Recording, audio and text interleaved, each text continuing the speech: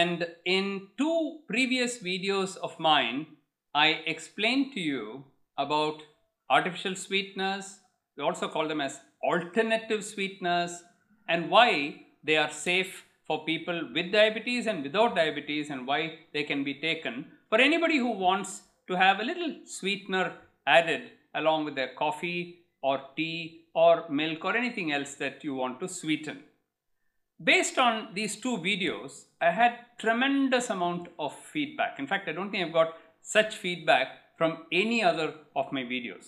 Many of them were positive and they were very happy about all the myths that I had debunked in those two videos. However, I got quite a lot of criticism as well. People were still not convinced that these alternative sweeteners are safe, and many had argued and put forth various views. Of course, they had Googled some things and they had picked up some half knowledge, and then they started asking me, is it not like this and is it not like that? And therefore, in this particular video, I am going to dedicate this to all those viewers who asked me those questions and were expecting answers from me. For those of you who have not watched the other two videos, I would encourage you to watch them, because many of the things that I discussed there, I'm not going to repeat here. So the first thing that people asked me was, do not these alternate sweeteners add calories? And therefore, it's just like taking sugar. Well, the short answer is no. There are two types of sweeteners, and I talked about them in my earlier videos. There are what are called as nutritive sweeteners. These are based on fructose or using honey or one of the other sweeteners, including some of the alternative forms of natural sugar. Now, those all contain calories. They also contain sugar, and that is why we don't recommend that you take them, because it adds to your calorie count. In fact, when I wrote about honey and I said that honey is not very good for people with diabetes, a lot of people opposed and said, no, in Ayurveda they say that honey is good. Why not we take it? Well, honey is one of the sweetest things that you can ever taste, and therefore it definitely increases the blood sugar level of people with diabetes. And guess what? Recently you would have read this Government of India report which looked at all the honey preparations in India, and they found that 90% of them were adulterated with sugar. So not only they contain honey, they were actually adulterated with sugar, and there were only 2 or 3 brands of honey which passed the test. And therefore, taking honey is definitely not recommended for people with diabetes. Now, coming back to the alternate sweeteners, there are, I told you, these nutritive sweeteners, and then there are the non-nutritive sweeteners. The one we are recommending are the non-nutritive sweeteners like stevia, levulose and sucralose, aspartame. These are the sweeteners which do not contain any calories. Even aspartame does not contain any calories. So therefore, the first question and the doubt that you had is, will we add calories? The answer is no. They are 0 to no calories.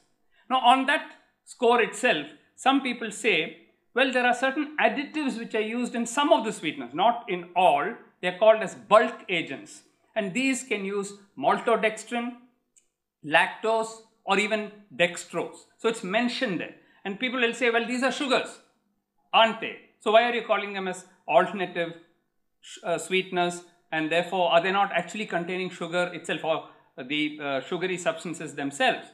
Well, the answer is that most of them do not contain it, and those which contain the so-called bulk adding agents contain minute quantities of the maltodextrin or the lactose or the dextrose. They are in very, very minuscule quantities, such that they have absolutely no calories at all and definitely will not increase your blood sugar levels at all. And many of them do not even have them. So that answers your second question. The third is something which people have done a lot of research on. There are some stray reports which say that people who use these alternate forms of sweeteners have some changes in their gut microbiota. So these are the good bacteria within our gut, and they say that if you take these sweeteners, these good bacteria get changed. The gut microbiota flora gets changed. Is this true or not?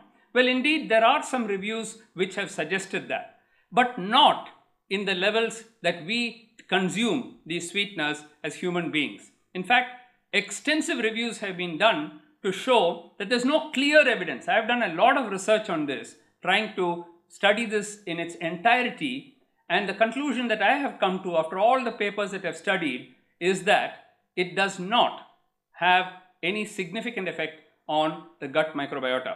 Now, are these alternate sweeteners approved by agencies? Of course they are. They are approved by the USDA, which deals with all such products, food products and other additives and so on. And in the US, these products are all approved. What about India? In India, we have the FSSAI, which is the one responsible for certifying all food products, supplements, etc. And the FSSAI has approved these products. There is something called as the acceptable daily intake, or the ADI. This is calculated based on the amount which is normally consumed in a day, calculated for a whole lifetime. If you took that every day for the next 35 years, 40 years, what will be the amount that you consume? And is there a safety limit for this? Looking at it, it is very clear that in the normal amounts which are consumed by human beings, it is far below the acceptable daily intake, or the ADI. There is one more term that I want to introduce viewers to, and this is called as the NOAEL. What is NOAEL? NOAEL means no observed adverse effect level. Now this is again a formula based on whether any adverse effects have been seen with artificial sweeteners, or for that matter with any other food additives and so on.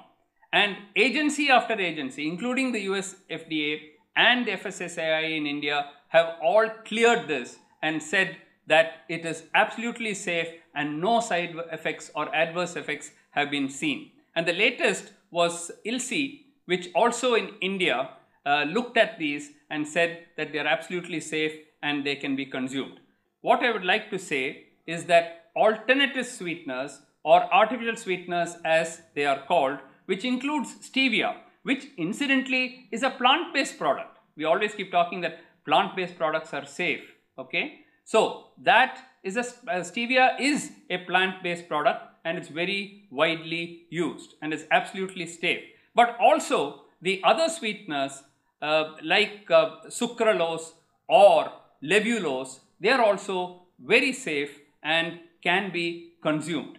Aspartame, there have been some stray reports, but I don't think anything has been substantiated to say that even aspartame has any long-term side effects. So in the quantities that you consume, please continue to use it. If you want that little sweet taste, I don't want to deny it to you, because I think that they are generally agreed to be very, very safe.